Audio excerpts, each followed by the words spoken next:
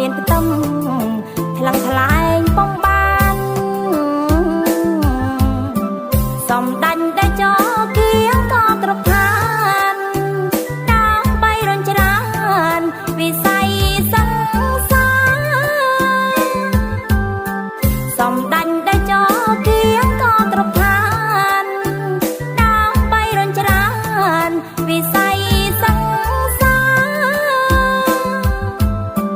ចំណាយប្រកាំងអង្គរាប់សាលាសមិទ្ធផលកើតមានពីពេញសៃមាចំណាយប្រកាំងអង្គរាប់សាលា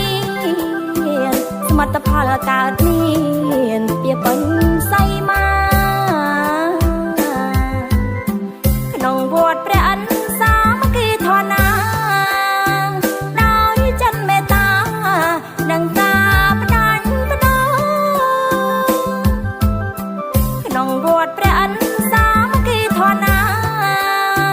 ដោយចិនមេត្តា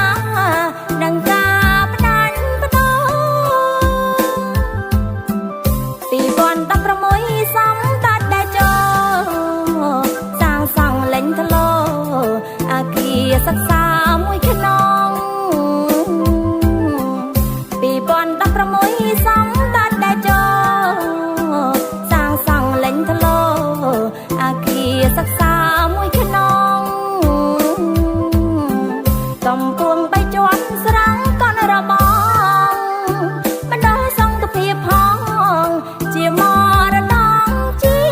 តិកំពុងបីជាន់ស្រាំងកនរបងបណ្ដោះសង្ឃភាពផង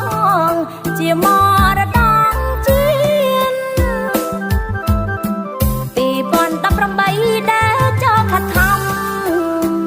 បន្តឧបត្ថម្ភមិនដាច់មិនឃ្លាត2018ដែលចោលខិតខំបន្តឧបត្ថម្ភ